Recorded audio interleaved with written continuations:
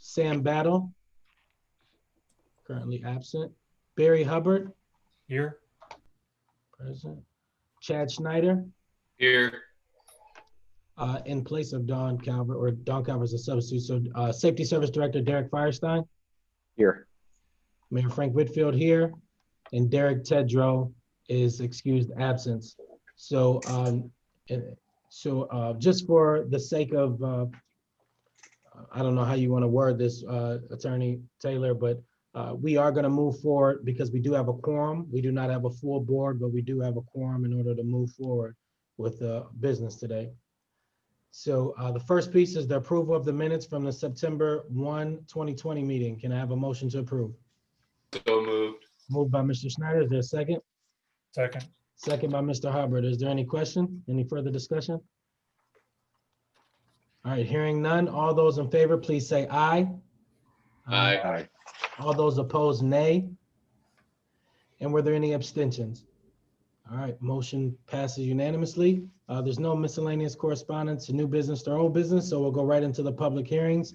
The first one is for Liberty Development Company. This is a follow-up from our last meeting, from our last special Planning Commission meeting. And is there anyone from Liberty Development on the call? Mr. Mayor, Drew Siley and Ty Stewart from Liberty present.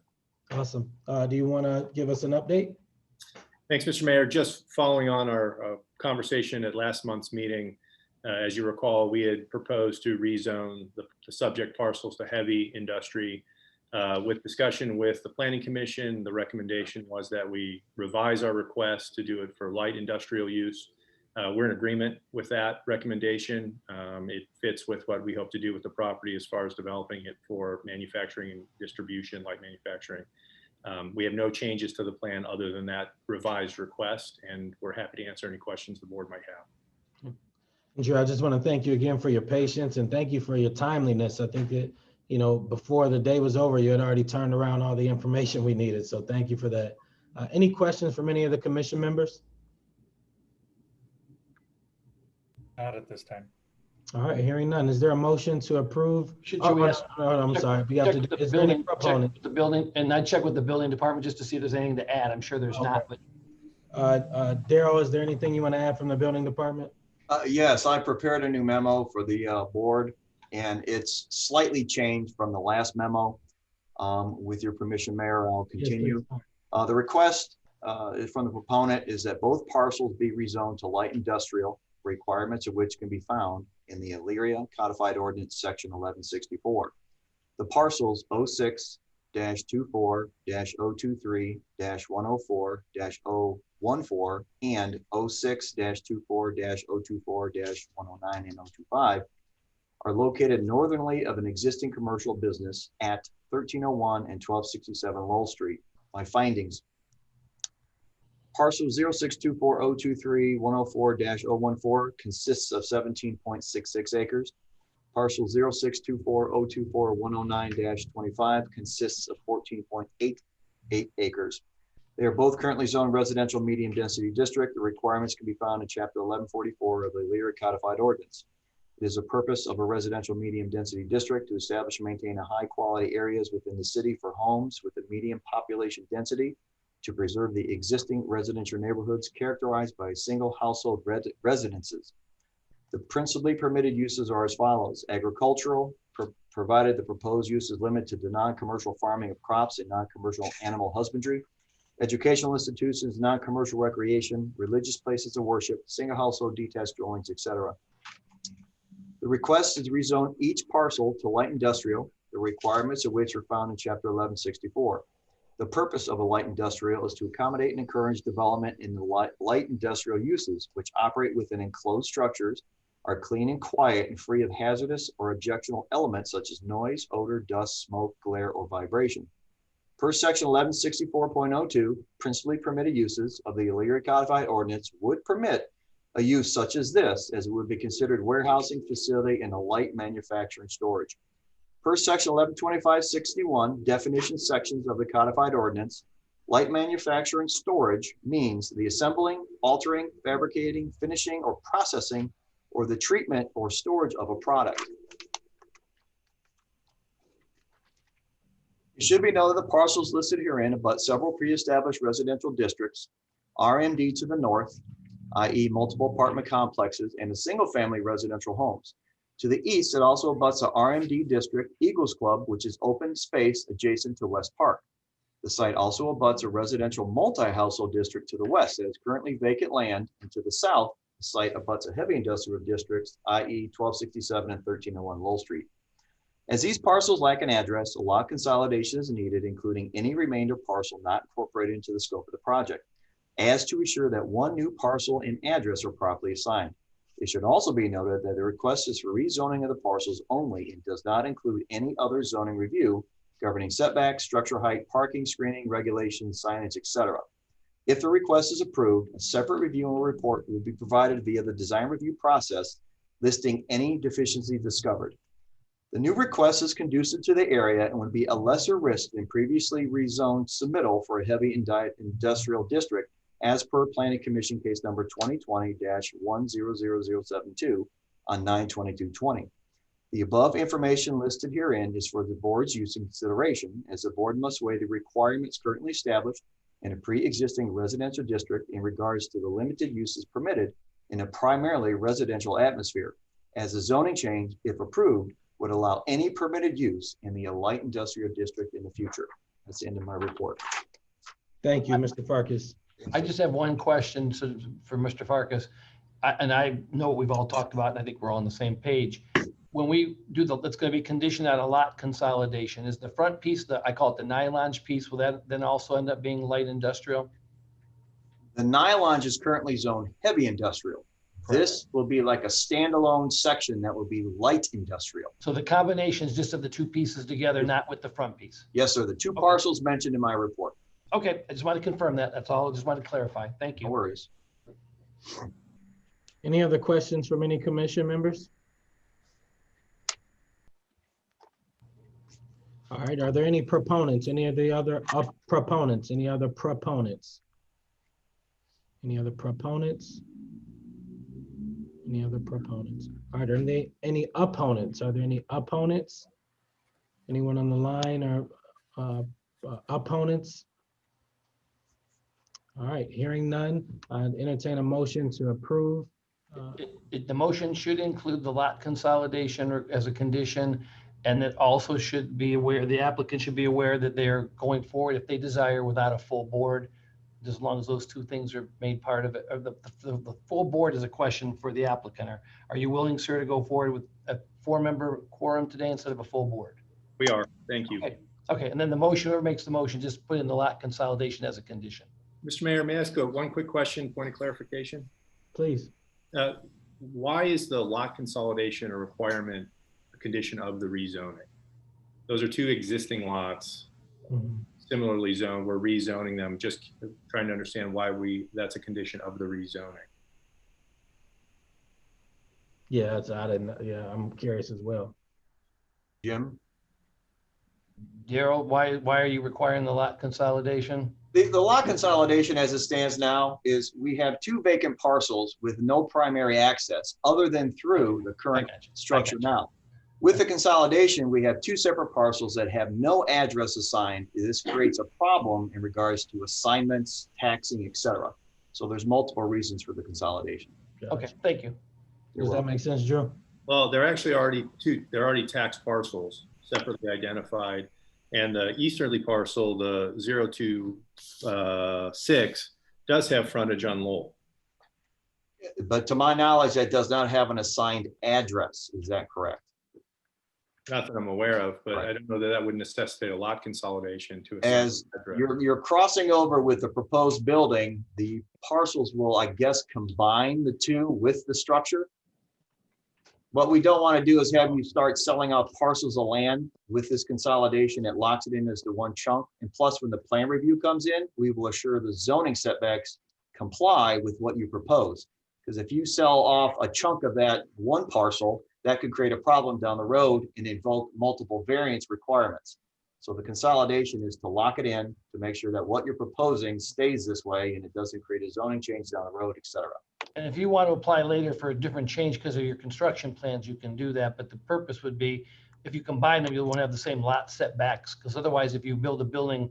No, on I the- understand that, but I'm just saying that, and then that's likely what we're going to do anyway. But it doesn't seem that it would be appropriate to link that to the rezoning since they're existing parcels. In the sequence of what we're planning to do, there will be a lot consolidation prior to us submitting any development plans for the site in order to do what we have in mind. I mean, Mr. Farkas makes a fair point that the building we're proposing couldn't fit on either one of these lots independently, but it doesn't seem there's a nexus between the rezoning and the lot consolidation. I think in order to move forward with the development as we're proposing, we're going to have to do that. But to hook that to the rezoning, I don't see the connection through the code right now. From my aspect, Jim, this will be you. I mentioned this due to past events where these kind of rezonings have taken place and has created this hardship. As far as the zoning review goes, I agree, we're strictly here for the rezoning of the parcels. But as a caveat, this should be noted that this does need to take place, which it sounds like it will. It's just we're on phase one right now. Otherwise, the one lot doesn't really have access if you don't combine it, correct, Daryl? To my knowledge, no, not unless you cross over another parcel to get to it. Okay. So is the commission comfortable with just handling the rezone today and allowing as the future plans come for the consolidation to happen down the road? Yes.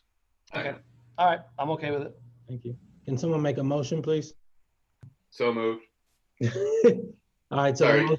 yeah, can you read it off? I move that we approve the, let me find my sheet here. Sorry about that. I got you.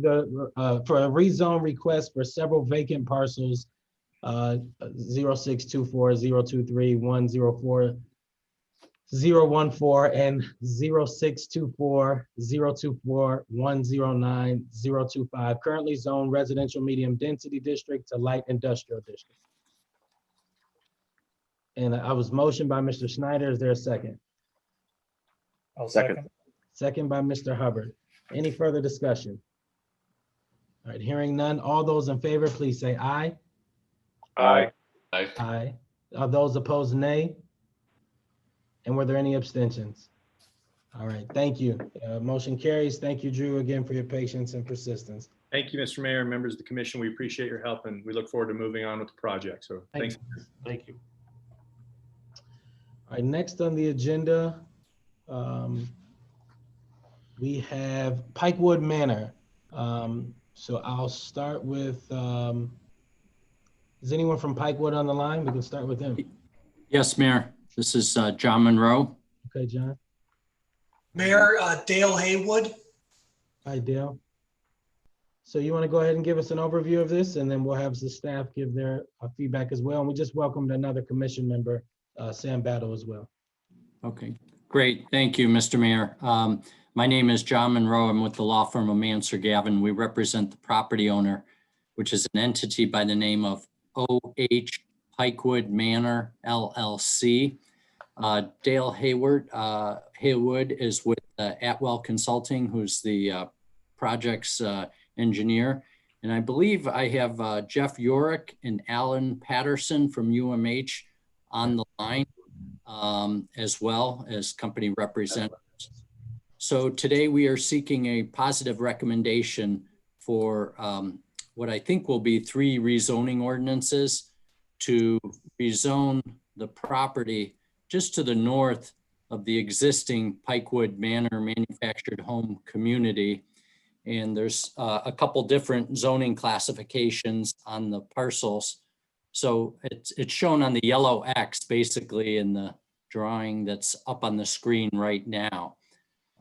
Some of the property is zoned light industrial. Some of the property is zoned R-MHP zone, and some of it is zoned business general. So our proposal is to ask this planning commission to suggest to city council that the property be zoned to the R/MHP zone, which would then allow for the expansion of the park, which is located to the south. Just to give you a little background here, UMH is a 50-year-old company. It's a publicly traded REIT. that has never sold a manufactured home community. At this time, UMH owns some 122 parks around the Northeast, and the company owns and operates some 23,000 developed home sites. They purchased this community in late 2018 from the Summers family, long-time owners, operators there in Elyria. But UMH has taken over and would like to expand the park.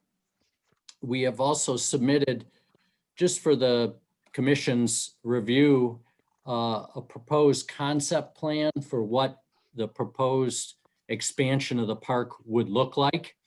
There's a concept plan. I'm sorry. Please continue. A concept plan that shows 168 home sites that could be created.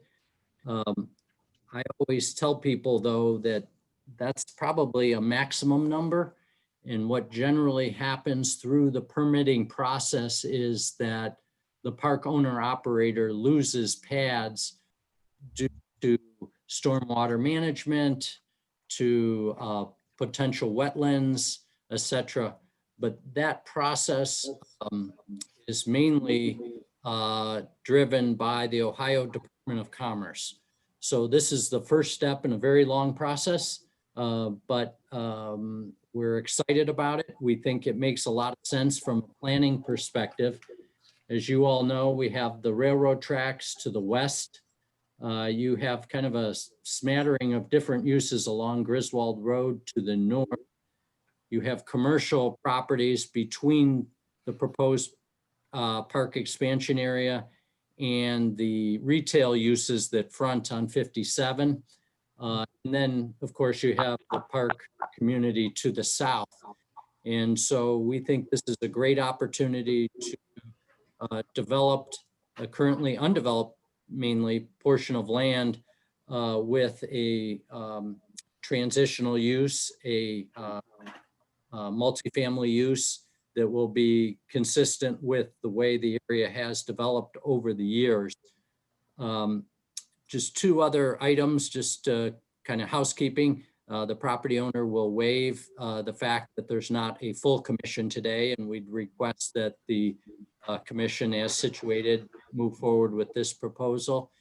And also, and I'm not sure if it's in the planning department's report, but the intent is to then consolidate these I want to say almost 60, 70 separate parcels into two. One would be Area A, which would be about 1.3 acres along Midway Boulevard, AKA 50th Street. And then Area B would be a roughly 29 acre parcel south of Midway, for the most part, going all the way to the existing manufactured home community. So that's what we're here and what we're asking for, and we're certainly happy to answer any questions that the Planning Commission members may have. Thank you. Thank you, John. Can we, Mr. Farkas, can you provide some insight from a staff perspective? Yes, sir. Mr. Haywood, I don't know if you have available the actual site plan provided that indicates all the different sublots. Is there any way you could share that with us? I'd be happy to. That'll be a great point of reference. Thank you.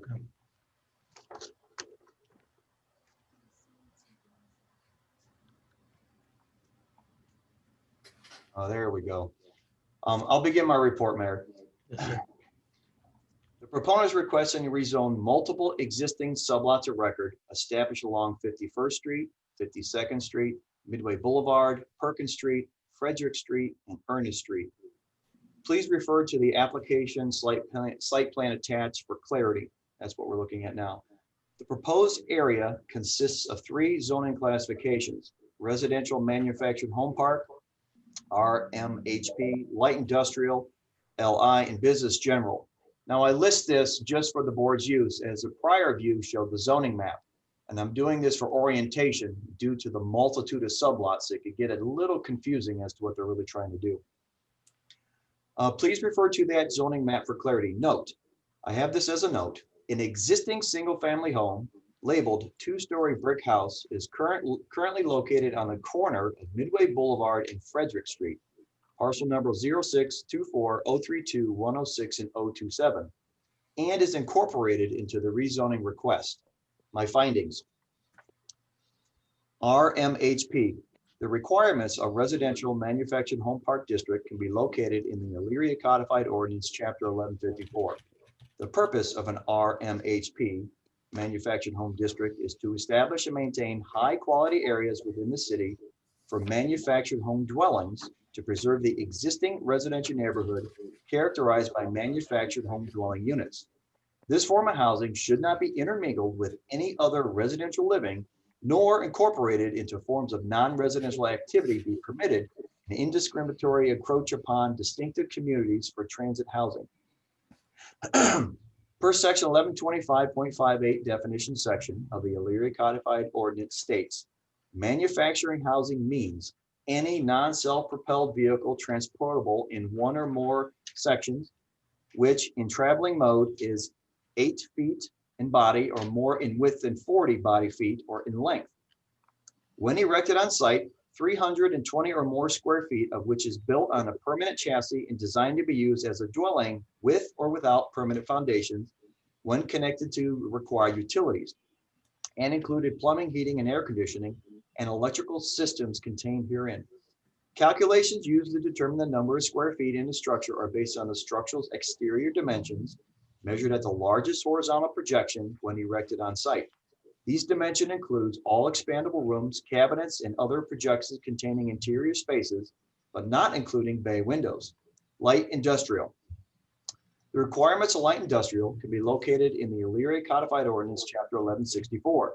The purpose of a light industrial district is to accommodate and encourage development in the light industrial uses, which operate within an enclosed structure and are clean, quiet, and free of hazardous or objectionable elements, such as noise, odor, dust, glare, vibration. Per section 1125.61 definition of the Elyria Codified Ordinance states, light manufacturing and storage means the assembling, altering, fabricating, finishing, processing, treatment, or storage of a product. BG.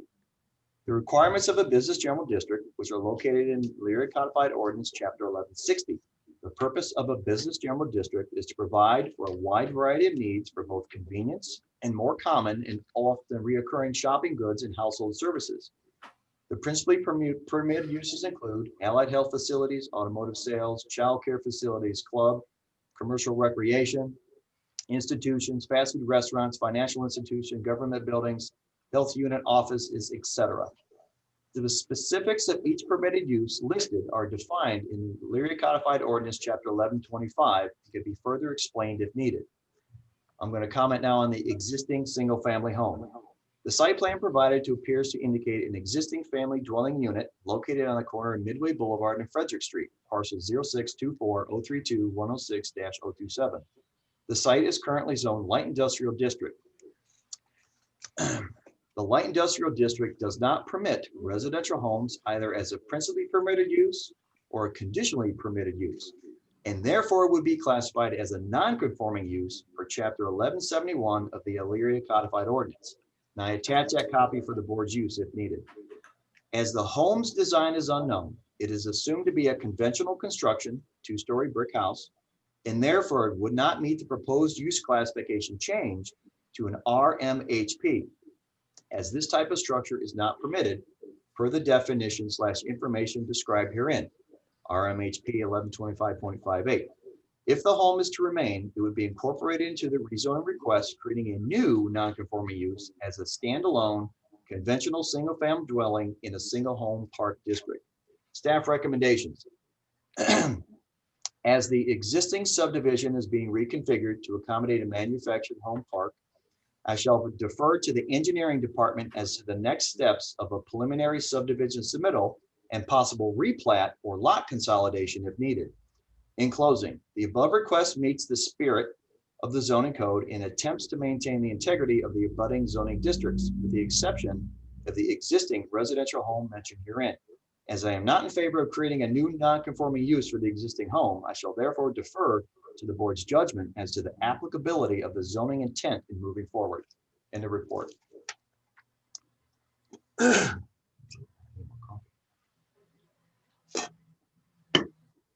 Frank, I think John wants to comment on that. I was muted. I was saying, thank you, Mr. Farkas. John, if you want to go ahead and speak to that house that's on the site. Yes, thank you, Mr. Mayor.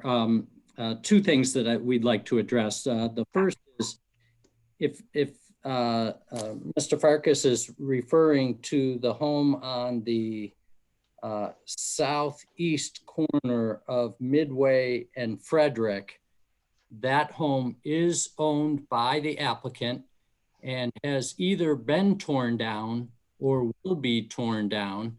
And if you look at the concept plan, and I'm not sure, maybe Mr. Haywood could switch up onto the screen, that area is planned to be stormwater management / playground area. So that house won't exist if this proposal moves forward, if it doesn't already, has already been torn down. So that's one concern that is goes away. Secondly, one thing that caught my ear, I just don't want anybody to think that this will be a subdivision in a traditional sense. The lots that are shown on the concept plan are really for calculating the square footage requirements for the Department of Commerce. And so all the gray areas that you will see, those are private streets that will be maintained by the property owner. After all is said and done, there will be two parcels. The first parcel is L-shaped and is some 30 acres. If you look at the screen in front of you, is basically the bulk of the land south of Midway Boulevard, north of the existing park, and east of the railroad track, with the little throat going out to Griswold Road with the two new access drives. So that's a roughly 29-acre parcel that will be consolidated as a part of this process. And then the second area, it says expansion area, 1.34 acres. That will be a separate parcel. So those 7 lots will be consolidated into one. And the reason we have to do it this way is Midway Boulevard is a dedicated road. And so obviously we can't consolidate a dedicated street. And so we broke it into the two parts that that the property owner owns. So the 1.3 acre parcel on the north side of Midway and the 29 plus acres on the south side of Midway. But again, these will not be subdivided, but rather consolidated. And then next step past this would be the Department of Commerce would determine if these, the proposed placement of the homes on these areas comply with the various provisions of the Ohio Revised Code and the Ohio Administrative Code. But these little sublots, they don't technically exist, but they just give you a rough idea of where the homes would be located on the new parcels. Thank you. So John, that area that says expansion area, 1.34 acres, there will be some housing there as well.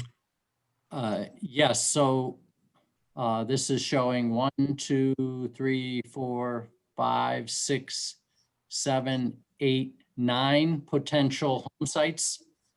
And if you know everything goes through the way the property owner hopes, depending again on Department of Commerce approval. Jim, you have any questions or anything? I thought I saw you. No, that makes sense. So there won't be any what John's saying is there won't be any non-conforming uses. Yep. And then the second explanation is logical, and that's, you have a separate piece of property with a road blocking it off. You can't consolidate that piece with the other piece as he stated. So everything he said makes sense to me, and I have no other comments. Any questions from the commission members before we seek more proponents and opponents? I just have a quick question so I can understand the zoning map that was shown to begin with. And this is back to, I think, the first thing that was up during the proponent's discussion. I don't know if we can bring that back up on the screen. There it is. No, The one before looking at that. the one before that. Oh, no, I got it. Share screen two. Gotcha. Yeah. So if I'm understanding things correctly, the area and the X is what you're looking to get rezoned as RMHP, right? That is correct. So, And I yeah. guess where I'm just confused at is like the legend that's shown on the right-hand side. Is the current mobile home park also zoned as that? It almost looks like it's zoned light industrial by the hash marks on it. Or am I reading it wrong? Sure. No, you're reading it. That's what I'm seeing too. Mr. Farkas is. Yeah, that it's right now we have an existing non-conforming. That is a classic tell of an existing non-conforming use, the way the current zoning map is. So the mobile home park as it stands is operating as a mobile home park on light industrial. And you're looking to try to get the new section at least Done right. to MHP. So at least it will be conforming to the new part. Is that what we're looking for? Yeah, that's, yeah. All right. Just so I understand. I want to understand what's going on. Thanks. And to the commission, you know, if you want to rezone the existing property to RHP, that's certainly something the property owner would probably agree to or want. Makes sense. You know, Is that within our ability to do, Jim? Not today, but if they make the application, I think it would be pretty, I can't guarantee what the result is, but I would think a rubber stamp would be in order, because why do you want that? Daryl, do you disagree? I mean, that should all be. No, this is again a classic case of just zoning being established back in the day. That mobile home park's been there since the 50s, 60s. It's a prime case of it. This could be cleaned up, but it may open other avenues. If I do a zoning review for an RMH park, I just want to make sure that it complies. It would make sense to have it bundled, to have everything as a mobile home park, but it is food for thought in the future. Okay, cool beans. All right, go ahead, John. I'm willing to check that out and see if the property owner would like to pursue that as well. Okay. Makes sense to me. It cleans up some old history. I have one question. On our zoning map we were provided where the X is, and we're looking at their future proposed use, they went further north into Griswold Road. Is that obviously not what we're doing today? Is that that's separate? That's a good question. If you go to the next screen, if we could. We don't have a copy of this. Sorry. Copy of that. Could you Then- pull that back up, Dale? Yeah, Dale Hayward's had a great map there.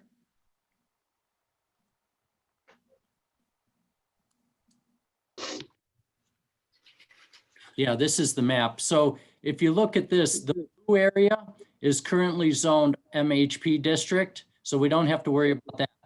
The area to the right here is zoned light industrial between Midway and the park to the south. And then you also have some light industrial along the railroad track going out to Griswold Road. Orange is LI district, the light industrial. And then in area A, you see there's kind of a mixed piece. Some of that's light industrial, and then the purpley part is the business general district. So all of this would turn blue if you guys were to approve this proposed rezoning. So I think, I think I see what Chad saw though from the previous visual, it didn't have it going all the way up to Griswold. Yeah. But on this visual, we're going all the way up to Griswold. So technically this is what we're approving, what we're looking at now. Yes. Versus that other sheet. That's correct, Mayor. I'm not sure if our zoning map was provided, if A and B are technically highlighted in the correct spot when I look at this of what's on the screen. Yeah, that's what I'm trying to It make. looks like it's a block over. So yeah, that we really have to operate off of this document, and Mr. Farkas, can you confirm that the document that Mr. Haywood has up are the actual parcels that we'll be voting on? Yes, the zoning map I provided to the board to show the abutting zoning districts, just for clarity, to show the diversity of the particular area. and also to show that we have an existing non-conforming with the existing area now. The proposed extension would touch Griswold, I assume for an access. If I had to take a guess, it'd be for a road Yeah. access. If you go to the next screen, it shows that on the concept plan. This one, yep, right there. Temple Road. And I'm sure this helps because your main entrance was kind of altered when they redid the road. It kind of made you off the path and around to the other side. Is this going to be sort of like a secondary, or is this going to be your main? Well, part of the Department of Commerce review, this will be most likely the main entrance for this part of the park. Okay. We think the older part of the park will still go in off of 57, but the Department of Commerce does require usually 2 means of ingress, egress on Griswold to the, and then you have this access road to the existing park to the south. You know, whether people will come down Midway and these other streets, 51 and 52nd, are really not functional. So those are not means of egress.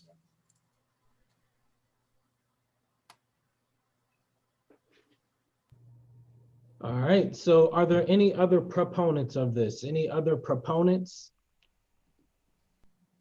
All right, are there any opponents? Any opponents? Any opponents? All right, hearing none, I'll entertain a motion to request a rezone for the parcels showcased here, the parcel showcased here, to go from light industrial. I'm looking at your notes. It's a lot of different. Yeah, light industrial, business general, and any other zoning to move it to residential manufactured home park. With no non-conforming uses. Is that okay, John? Yes, yes. Okay, with no non-conforming uses. I will make a motion to properly rezone the parcels that are zoned both light industrial as well as business general, and rezone them to residential manufactured home park with no non-conforming uses. Thank you, Mr.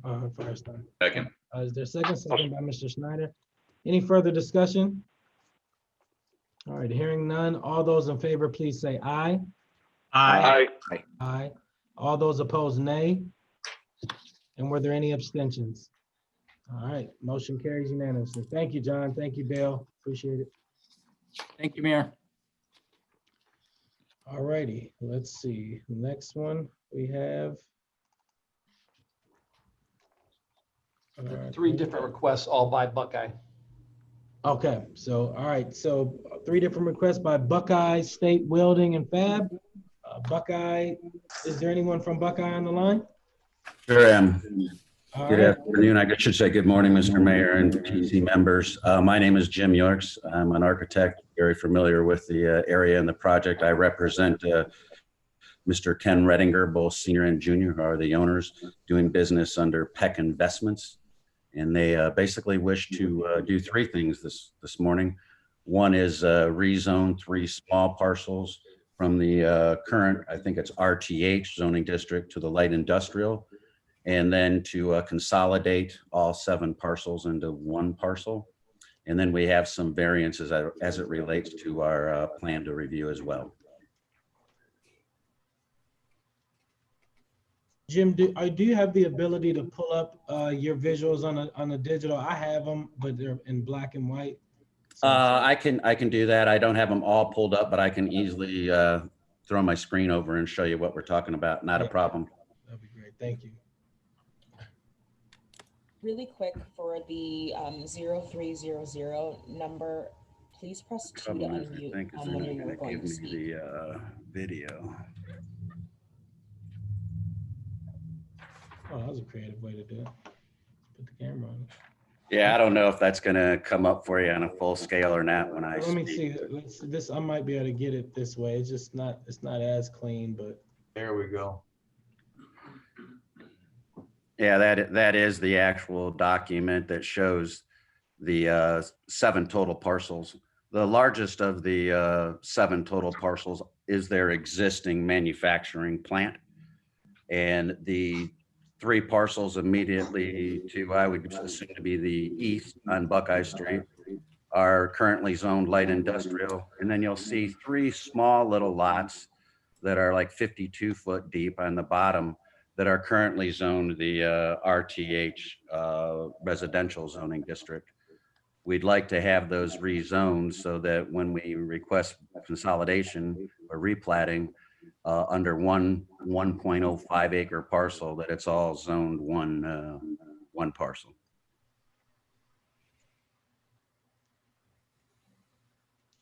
And so are we gonna do one request at a time, Jim, or do we want to just hear the whole gambit and then? I think you need to do one at a time just because there's 3 different filings. I Okay. mean, obviously they want them all to tie in. Okay. And I could make a presentation, but yeah, it'd be easier to do it one at a time. Obviously, the question arises, and if you want to move that up just a little bit to the next, let's move it down. I'm looking for the next, yeah. What you'll see there is that's actually the area of the existing building, and then the crosshatch area represents the new structure. You'll see that the 3 lots in question for rezoning are going to continue to remain buffered areas to the residential district. That's an area that we're actually going to be doing our bioretention basin and landscaping that. So the buffering requirements basically are still met. We're wanting to buffer to the residential as much as I'm assuming zoning wants us to buffer from the residential. Mhm. It's a rather distressed area over there. We're trying to improve it, if you will.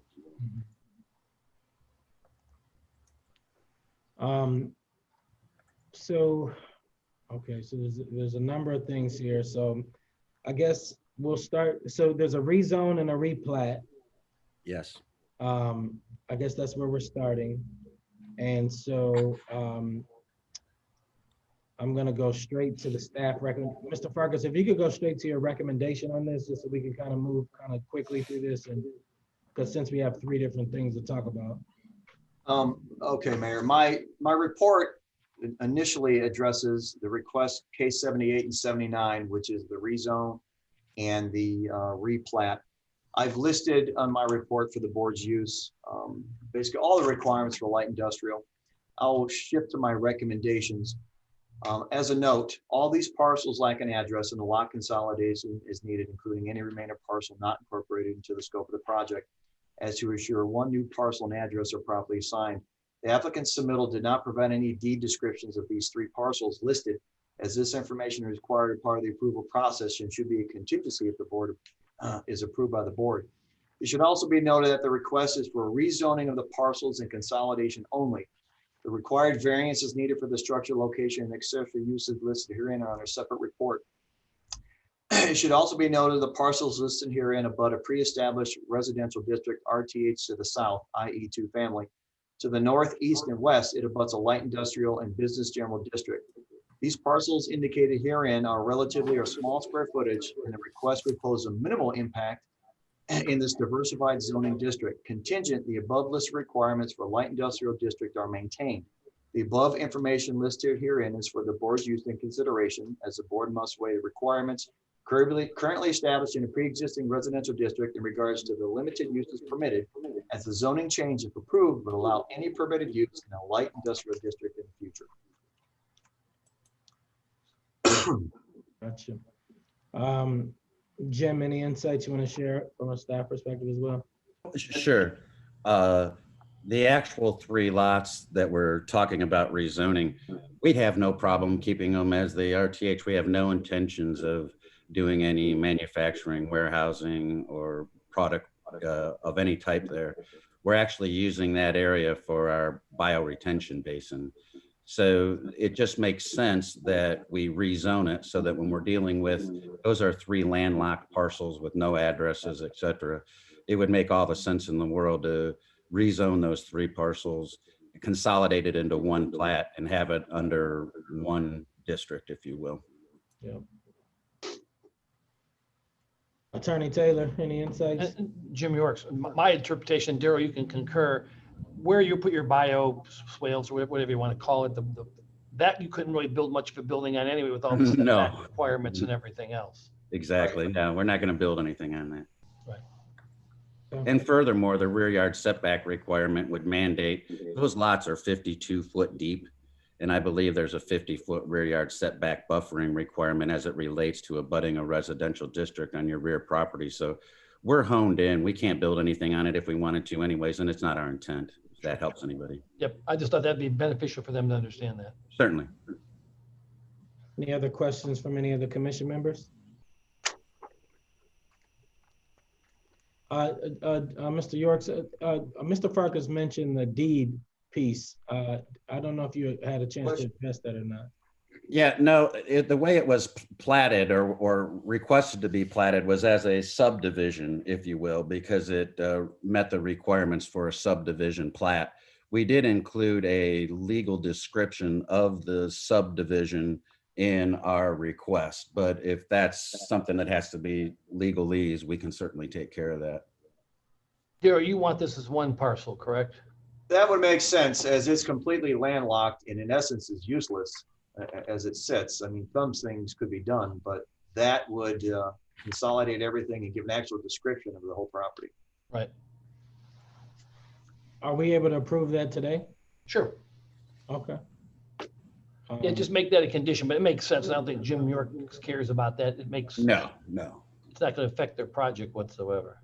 All right, any other questions from any commission members? Why don't you have Darryl? I have one. Darryl, do you want to wait and talk about the variances after they ask questions about the first two? What's easiest for you? We can roll into, I don't know, it's up to you, but we could roll into the last request because it may open some questions. I think it'd be better to have it all out there from Darryl, and then everybody can ask as a group about the whole 1, 2, and 3. Yeah, that's what I initially recommended. I said. Yeah, hear it all. That way you know what you're voting on. Yeah. So that kind of takes care of the rezoning ideas and then the lot consolidation ideas. And then it brings us up into the proposed building plan, if you will. And you could stop that, go bound to SD, I guess, would probably be. That way they could still go down one more. Yeah, right there. That kind of shows you the existing building. The existing building is some 14,200 square feet on the left.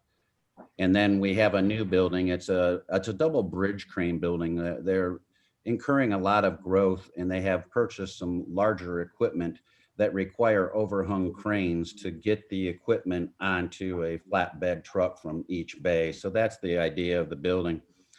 The building itself then sits on that 3 of those new parcels.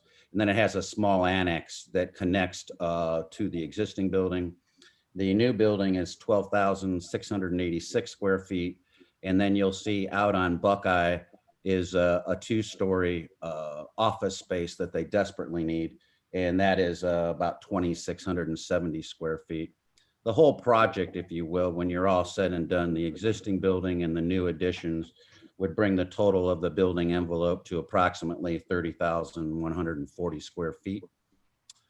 As far as the development, you can see the retention basin on the back of that lot now on those 3 parcels that we were previously speaking of.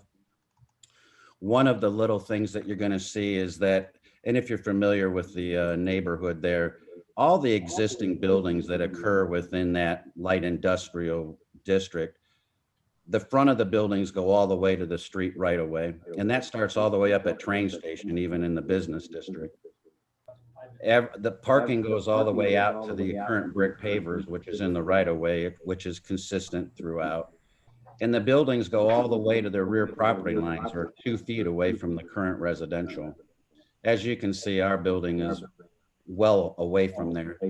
One of the variances that you're going to see requested is there's a small little triangular area by that bio-retention basin to the rear of our building. I believe our building is like 20-some feet from the property line, and it requires a 50-foot rear yard variance. Being that the rest of the buildings are all on the line, that's the one variance we're requesting, is for that little teeny wedge of cheese right there in the corner. The other variances that we'll be requesting, I'm sure Daryl will share with you, are the front yard setback. Obviously, the every other building on the street is grandfathered and currently non-conforming. We don't wish to encroach any further. Actually, we think that we're making it nicer, but that'll be one of the variants requested. You'll hear of a dumpster enclosure. That's up on the right-hand side of the building. We'll discuss the dumpster enclosure issues. That's probably the most discussion. And then one that came up that Daryl and I discussed here a couple weeks back was the side yard variance. Our new proposed building, as you see, sits a little over 15 feet away from our side yard property to the east. That eastern parcel is also zoned light industrial. The question came up on whether or not you require a buffer to a side yard abutting a current light industrial district. And I think it's something that eventually you'll have to take a look at as it relates to interpretation from your zoning ordinances. But the way your zoning ordinances are written, it basically states that if a parcel in question abuts a residential district, that all the yards or the side yard will require whatever crazy buffering. I think that that's a matter of standard interpretation, that otherwise there wouldn't be a definition of side yard, rear yard, and front yard. It'd be all yards. So I really think that that is a mute issue, but if a variance is required, we can discuss that. That's something we probably need to talk about. Daryl can fill you in on that. But other than that, can you think of anything else, Daryl, that we need to talk about? I can read my report with the mayor's permission, which can enlighten the panel regards to specifics, if we can go into it. Yeah, and before you do that, it might be good to note too, we did go through the design review process, which then gave Daryl the opportunity to tell us his concerns, which was great. But as far as I know, the design review came back clean, and they recommended that we are complying with all their concerns. So that was really helpful. Thank you. All right, Mr. Farkas, you want to give us a staff report on this? Thank you, Mayor. This report was contingent upon the past two approvals of the consolidation and the replat. So I'll move forward into my findings. The proposed dumpster location / enclosure is indicated to be in the front yard of Buckeye Street in the southwest corner, as Mr. Yorks has indicated, but does not delineate any setback from the property line.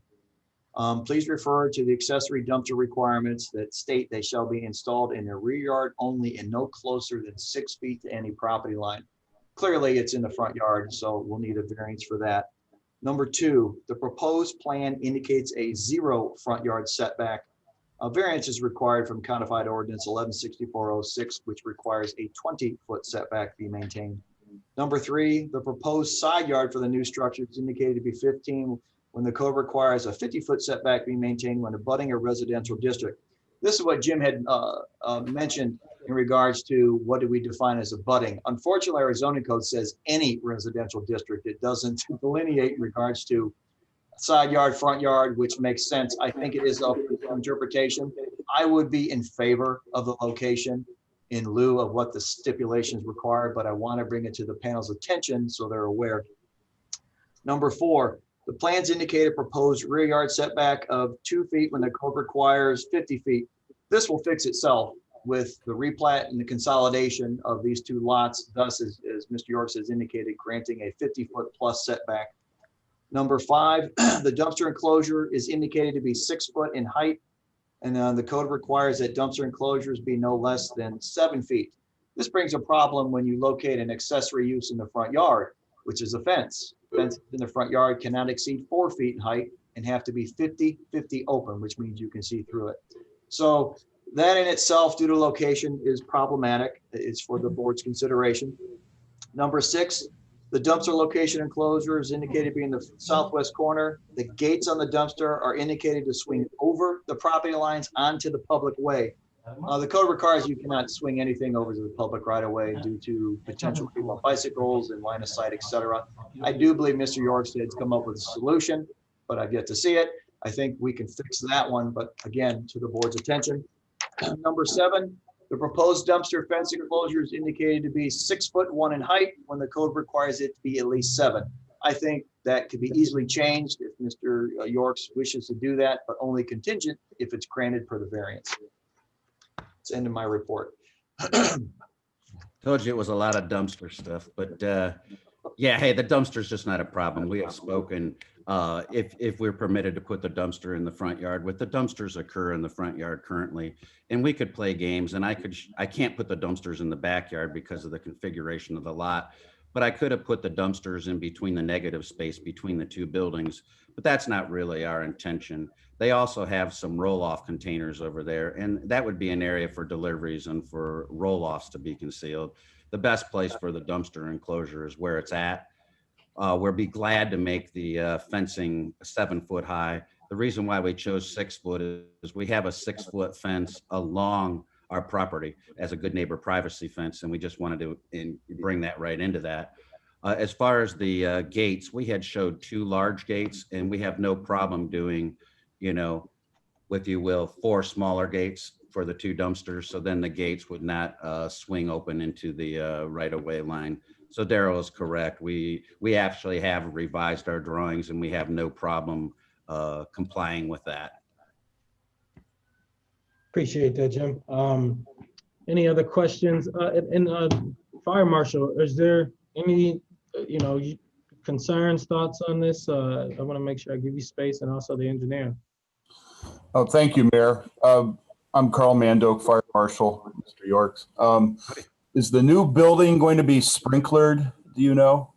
We don't anticipate fire suppression systems being installed. What we do want to do is, because the fire area is so large, there will be a fire barrier, fire wall built between the annex of the existing building and the new building.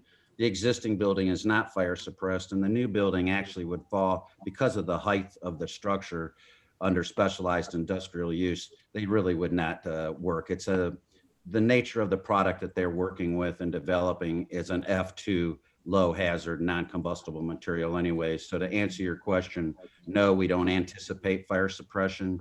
Yes, we anticipate separating the 2 buildings into 2 separate fire areas. Through a fire door or fire? Yeah, we would probably do a fire shutter with a fusible link on either side. Okay. That's what we propose. In terms of access to the building, would there be a way for the fire department to reach the rear southern exterior surface of your building? Absolutely. You can, on the far eastern side, you can see where we show actually a large truck backing into the double bay of the bridge crane. That bay would be accessible. You can also see that there's in that connecting link, there's another overhead door. And immediately adjacent to that, we have another overhead door going to the back parcel, so as to be able to, maintain that rear area, et cetera. So would there be access for the fire department to get back there? Yes. We would actually hope to maintain that 15-foot clear on the side yard as well. And the adjoining property owner to the east, if that were ever developed, which we would even be considered, we'd love to acquire that. If you maintain that lot, you would have a 30-foot aisleway to drive back into that back parcel. Yeah, those are my only concerns looking at it initially, are access if it's not going to be sprinklered. So the existing buildings, of course, are grandfathered, but a new building would require, the fire department has to have access within 150 feet of any exterior part of your building. So that's the only comment I could make. So thank you. Thank you, Fire Marshal. Any other staff comments? And then I want to open up to commission members for questions as well. All right. Any other questions from the commission members? John, did you have anything you want to add? I have one thing. It's on the drawings. It's pointed out. I just want to make sure it's not damaged, which I'm sure Jim sees, is the sanitary sewer on that southeast corner. It gets really close to that corner of the building. Yeah, that's a storm sewer, and yeah, that'll be reconfigured. Yeah, it's one of those, unfortunately, it's a sanitary and a storm. Yeah, there is. You'll also see, yes, there's I got to tell you, it was really difficult verifying utility connections back there, because I think Daryl shared with you and the engineer as well. The records were, we spent weeks out there. Yes, there is a sanitary sewer that runs down the back of the building, actually between the retention basin and the corner of the building. Is that what you're referring to? Yes, exactly. Yeah, only an engineer would see that, and well done. We feel that that is a combination sewer, and maybe you could enlighten us, but that runs all the way down the parcel. We have to field verify its actual location, and if necessary, we'll have to adjust the building in order to not hit it or redirect it so that it doesn't get hit. It'd be nice to document what's there so we can make sure that it's right. But right now, at this scale, it looks like it's 2 feet off the back of the building. Yes, that's the exact spot in my concern as well. Yeah, no, it's definitely a field concern verified issue that we'll take care of. That's the only issue I have. Mayor. Thank you. Thank you. Well, it sounds like Mr. Farkas and Mr. Snyder have already been working with you to resolve a lot of these issues, and we'll continue to be working with you on these Absolutely. issues. That's really exciting, and I appreciate, all the team's work and working in partnership with you. Are there any other questions from the commission? I just want to say thank you to both Mr. Yorks and Chief Building Official Daryl Farkas. A lot of my questions that I had before coming in here were answered by the presentations for both. So I just want to say thank you, and I think it's a good project. Thank you. All right. Are there any other proponents? Are there any other proponents? Any proponents? Are there any opponents? Any opponents? Any opponents? All right, so we have 3 items here. And Jim, you're muted, but let me know, Jim, if we need to make any modifications on any of these motions. So the first one is for the request to rezone the parcels listed here from residential to household to light industrial. Is that anything need to be added, or we're good? Jim? I think you're good on those 3 parcels. We're good by Jim Taylor. Okay, all right, can I have a motion to approve that? So move. Moved by Mr. Madden. Second by Mr. Hubbard. No, this is Aiden. Oh, Hey, Mr. Aiden, I didn't know he was here. was that you that gave the second? It was. Hey, nice to get in there and get busy. I like that. All right, so second by Mr. Aiden. Any further discussion? All right, Question. hearing none. All those in favor, please say aye. Aye. Aye. All those opposed, nay. And were there any abstentions?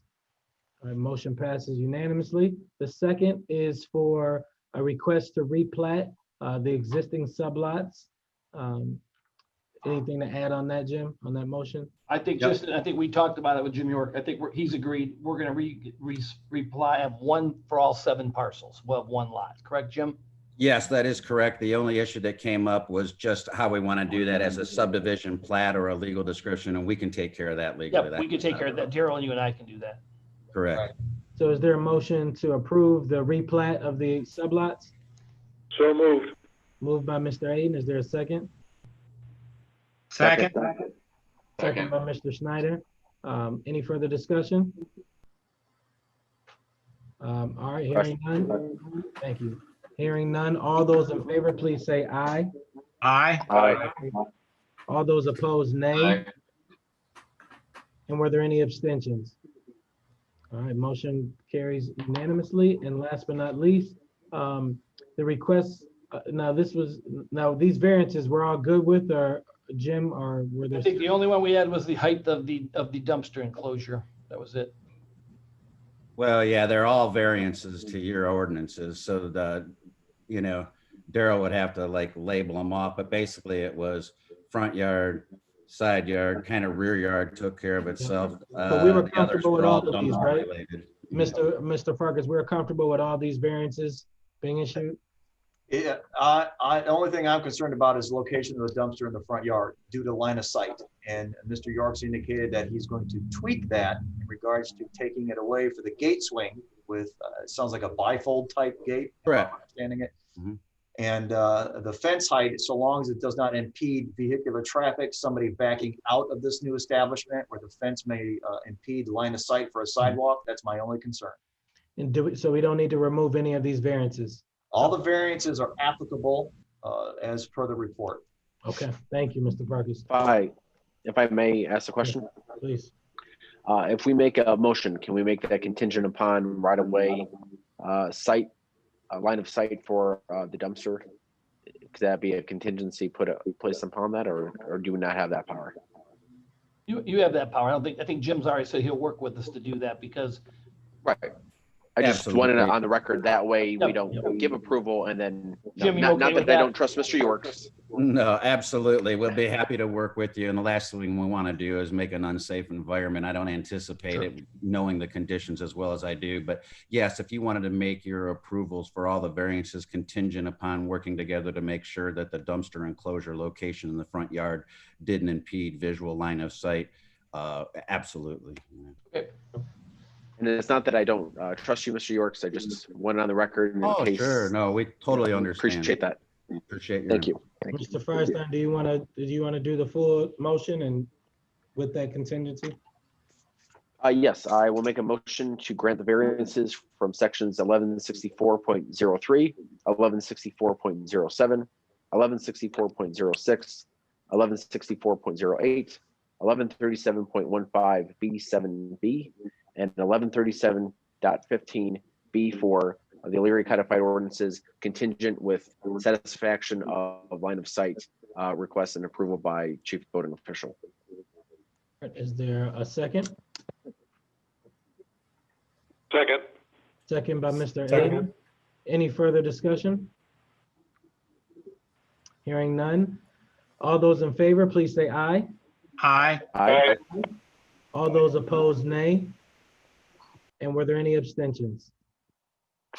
All right, thank you. And thank you, Jim. Thank you for No your problem. Thank you, Mr. Mayor. Thank you, Thank you. everybody. Appreciate it. All right, next on the agenda, just a summary of reports that the staff have already gone through a design review. I don't know if anybody want to lift any of those up. If not, I'll entertain a motion to adjourn.